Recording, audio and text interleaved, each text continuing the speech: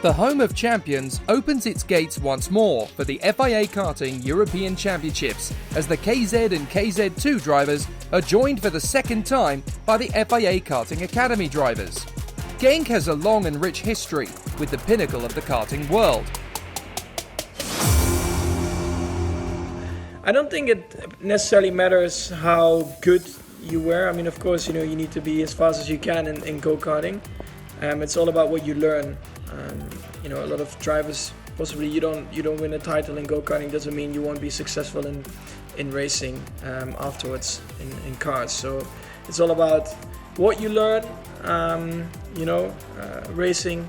The basics are all learned in go-karting, and it was crucial for me as well. To spend all my years in go-karting before you jump into the Formula cars. So for me, to be honest, I think what is necessary is that you do 1 year of shifter before you move into Formula cars, because you learn starts, you learn how to downshift in the wet, for example. You learn how to play with the brake balance on the go-kart as well.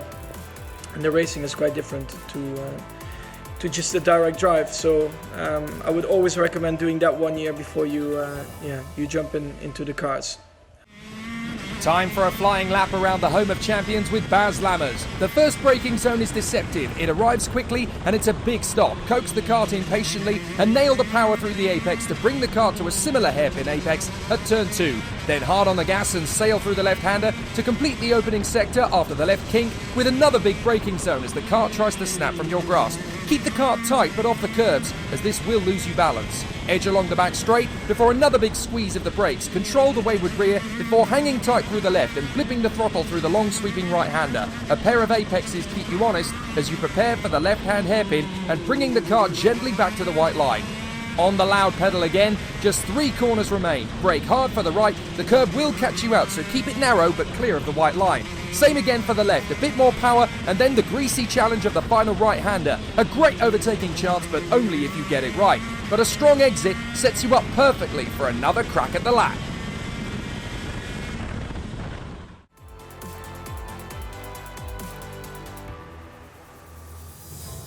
Hello, I'm Erika. I'm the project manager for Academy. As OTK, we are the official supplier of our Academy trophy. So we have been chosen by FIA to provide to the Academy drivers complete go-karts, so chassis and engine. We have a very strong quality control system. In this way, we are sure we always provide the best product possible to the drivers.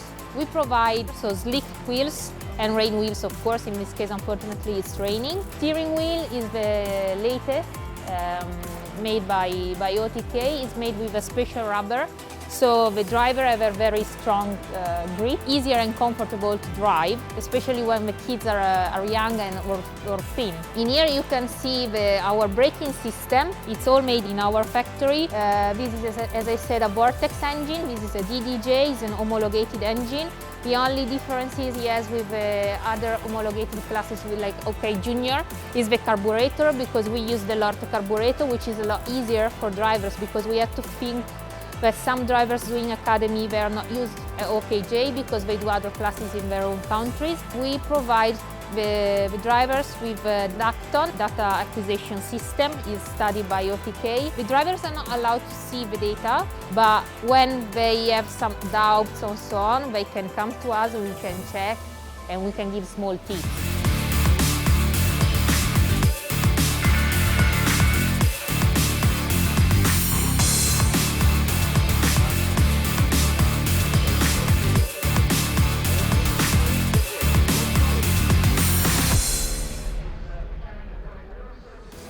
At the rolling start, Zachary David struggled to defend his pole position, and Matteo De Palo found a gap to overtake for the lead. As the field congested through the first few corners, Conor Zilic slotted into 3rd position, ahead of Maceo Capieto and the hometown hero Tom Rijken. De Palo was struggling for pace early on and defended early, bunching up the pack. This allowed Ariel Elkin to sweep inside Theo Makuris and the Swedish star Albin Storesen to catch and pass Breiken as the field swarmed out of the final corner. Elsewhere on the home straight, Finland's Alexei Yeleva saved a big moment out of the final corner, which could have ended not just his race, but perhaps those of others as well. De Pallo's defensive moves were compromising him, and as he desperately held off David, he left the door wide open, and Conor Zilic was able to sneak past to take the lead, with Capieto following him to grab second place. In the chain reaction, Ariel Elkin was able to move past Bryken into 5th position. Zachary David was frustrated to lose his early lead and fought back valiantly as he surged past De Pallo. In the squabble, Elkin was able to pass them both to move into 3rd. With Zilic and Capieto able to get clear, it was hard to see anybody closing in. So when Bryken made his bid to overtake David once more, it would be Theo Makuris who took advantage and grabbed the inside line with assistance from Studesen, and they both moved up.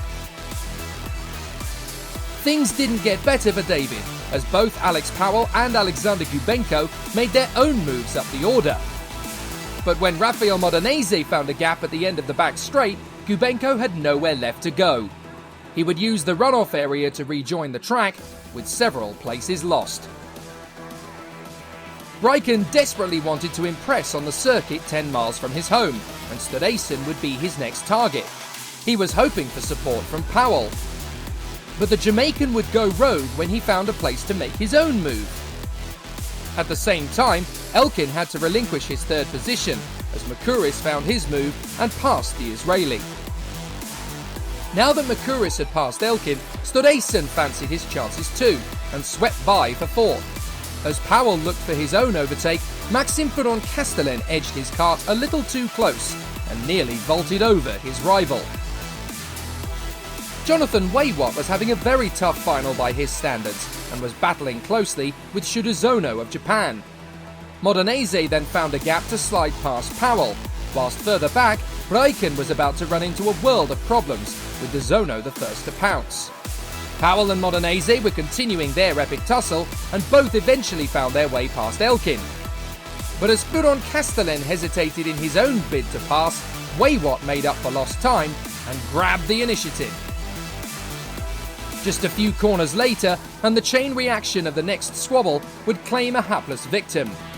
Down the back straight, Furon-Castellan elected not to let the Dane have a clean getaway, and he blasted down the inside to pass his rival. It placed the Dane wide, and as the Zono passed him, Bryken fancied his chances, and the door suddenly closed on him. It would be heartbreak for the Belgian, who had been the fastest driver in timed qualifying. To walk away from Genk with nothing would be devastating. Furon-Castellan was fighting back, and along with De Zono and David, they took on Ariel Elkin, and as they ganged up on him, it would be the latter that would have to assert himself back up the inside. As the Luxembourger sold him an impressive dummy out of the final bend, it was the original pole sitter who was about to make an astonishing move to catch both drivers out. He allowed them to draw level again in the first 2 corners, but as they neglected his position, David stormed up the inside and coasted ahead of both men. It seemed that Elkin was now frustrated, and as he tried to get back on terms with Furon-Castellan, the Luxembourger was forced wide, conceding several positions. Adam Kowalski had looked after his tyres and now took advantage of his other rivals flailing, whilst down the back straight, Waywat could be patient no longer, and he stormed up the inside of Elkin, forcing the Israeli, who had once held 3rd, even further down the field.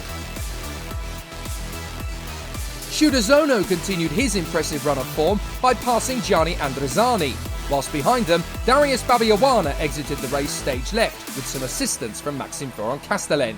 The Romanian would suffer a sore arm, but no lasting damage. On track, Maxime would finally pass Jaden Tian, and Keanu Alajari would also get by. Zachary David would finally catch and pass Alex Powell and get ahead once more, whilst Theo Makuris spent the majority of the race catching and then eventually passing Maceo Capieto. But the Brit would be frustrated in second as he ran out of time to catch and pass the new champion-elect, Conor Zilic, who claimed 2 wins out of 2.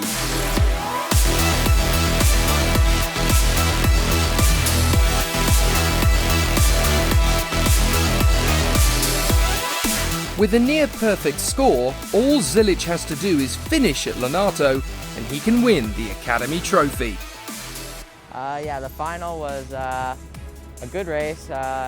It got close towards the end. Theo was really quick, catching me 2 or 3 tenths a lap, but I was able to hold on and get my 2nd win of the season. In Lonato, I just have to race clean and stay in the top 5 or top 7. We struggled a bit at the first corner. We made up a few places, but the front few had already got away by then, and the defending at the beginning from sort of places 3 and 4, they really sort of backed it up. So the front guys were just getting away more and more as we were dropping back. And as we got into 3rd, we started catching again, but by then it was a bit too late. We went into this again not having done the track before, so it's really good, I think. Coming away with a result like this and how much pace we had in the final is really promising going into the last race. So yeah, I'm hoping we can do the same, go one better. Yeah, we've made a good start. We start at 5th, we exit 3rd, 4th, then we've made the places, followed and made big gap with the corner, and then in the 2 last laps it was just too fast for us and went away. Yeah, I'm really happy because then we have quite a big gap with the 2nd, and hopefully we can still make good results in Lonato.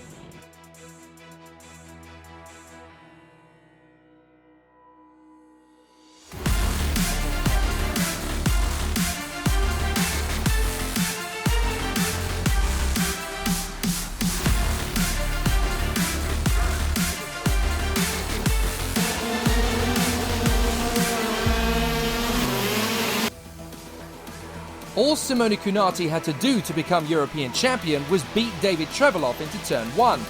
Not only did that not work, but there was crucially enough of a gap for his main rival Victor Gustafsson to sweep ahead and claim 2nd place. A great start by Croatia's Christian Abulin put him in 4th position, ahead of Paolo Tonteri and Tom Lulet. Cunati knew he had to beat Gustafsson to win the title, but the Swede wasn't conceding anything he didn't have to. With that move abandoned, Tonteri tried to claim 4th from Habulin in the inevitable shuffle, but it didn't happen. The Finns' title aspirations slowly evaporated, as first Tom Lulet in the Praga and then Lorenzo Giannoni in the Sodi kart made bold lunges to overtake. Almost out of sight of the cameras, Cunati took 2nd back off Gustafsson and was determined to pull away. But Gustafsson wasn't giving up, and as he charged up the inside, he made his way back past, allowing Habulin to pass them both. Van Walstein closed up, but he couldn't pass yet. Marcellia realised this was the chance he needed and bolted past Lulet in the hairpin, and further back, Arthur Carbonell was once again proving to be the last of the late breakers. Lulet found some speed and swiftly returned the favour on Marcellia, but the dream win became tougher still for Cunati as Van Walstein threw his kart up the inside and 4th position was his. Lulet then saw his chance, and when the door was left open for Marcellia, he couldn't resist. Their rear wheels touched, and it was Cunati who spun out. So close, but now it was all over.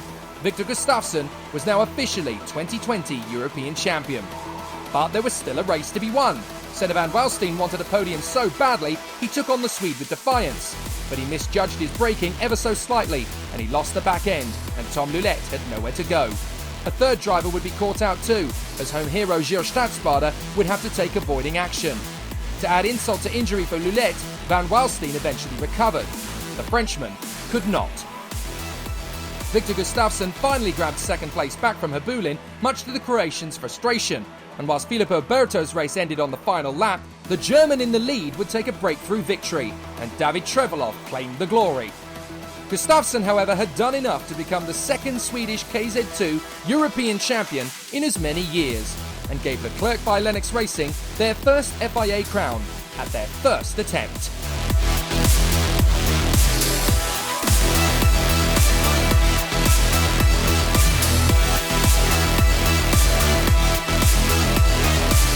It's a podium of firsts. First win for Trefelov, first FIA championship for Gustafsson, and first podium for Habulin and Croatia. The heats were very good, the qualifier too. Yeah, in the final from pole was a little bit hard, driving first. But yeah, in the end was everything good and we won. It means a lot because actually I'm fast from the 2019 season since Wackersdorf. Yeah, but the luck wasn't on my side and yeah, won the race. I'm happy with it and I hope I can win some more races in the future. It was tough, you know, we weren't the quickest like we was in Adria, so it was a really tough final, but I did what I had to do, so in the end we are European champions, so that's what we came here for. I mean, amazing, first year for a new team, new chassis, everything, and to get off to this good start, I mean, it's unbelievable. So we're gonna just celebrate tonight. We are really confident. We know that we have the material from Lennox and Charles Leclerc and Galiffa engines. We know we have the material.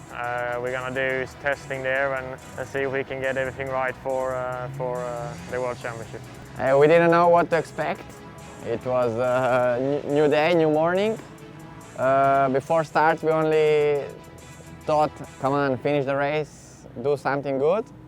And from the start, everything started to get together. In the first lap, I was 4. After some corners, 2nd, and all other was only I needed to finish the race. Hey, we know we have a strong material, but we don't have luck. We need only one race. Now we put everything together and finally do some podiums. We hope we can do again in Lonato. Why not? Yeah, in the beginning it was not so easy. We was trying to find the right setup for the chassis, and but finally I think we got a quite good setup for all the team. And yeah, I think it was not easy for everybody, especially for the weather conditions, for the change. But yeah, I'm happy with the result for sure. At the end was very good. You know, every weekend is different. If we look this weekend and we compare to Adria was so tough for us, and here was much better for David at least. So you know, every weekend is different. You cannot say no, we win European the race and we go to Lonato and be in front as well. For sure, we have to work a lot.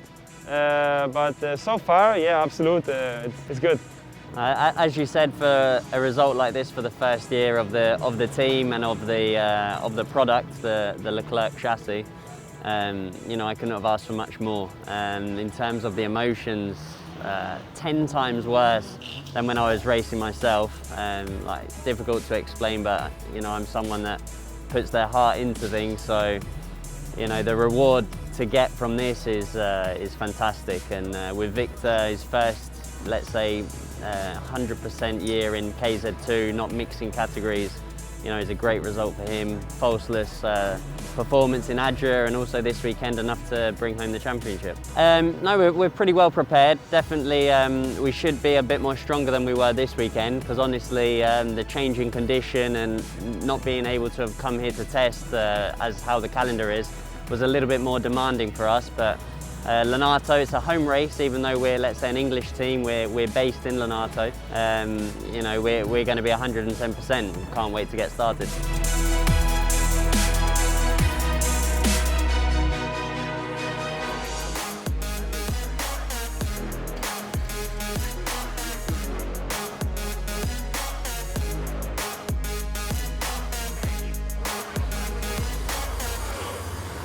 Well, at first I'm very excited to be here back at the track together with all the other guys, with all the other top drivers, because my passion is racing in KZ, and especially with those guys who are on the highest level on the kart sport. So KZ category, it is amazing to be back, and to me it feels like my life is again complete. I really have missed that feeling driving KZ, because I have been driving KZ for 1 year since last year World Championship in Lonato.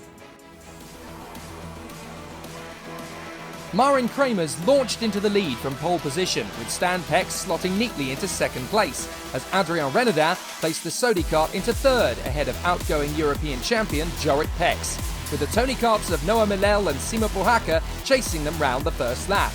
Alessandro Irlando would be stuck behind Matteo Vigano and Baz Lammers. It wouldn't take long before Jorik Pex made his move on Renaudin, whilst further back, Riccardo Longhi tripped over his teammate Irlando as he wrestled with the kart.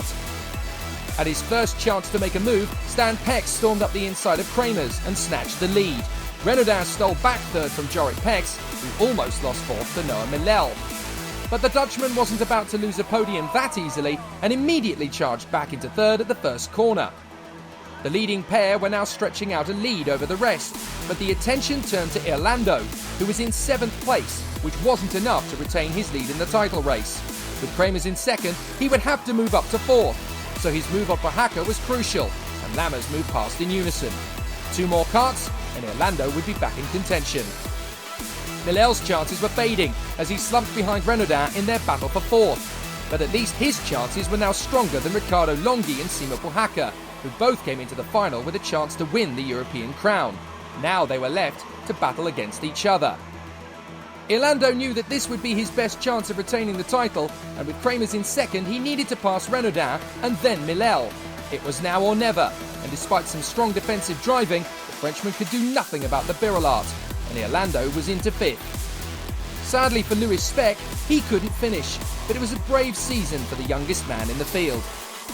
Stan Pex, meanwhile, held on to his lead and grabbed the win, and with Kramers second, he added a European title to his World Championship success just 12 months ago. Orlando would be fifth behind Jorrit Pex and Noah Millel. It was a valiant double podium for the Pex brothers, split by the new European champion. And now all roads lead to Lonato, where the Dutchman could become world champion all over again. And despite his defeat, Orlando was still sportsman enough to congratulate his teammate after a thrilling battle for the European crown.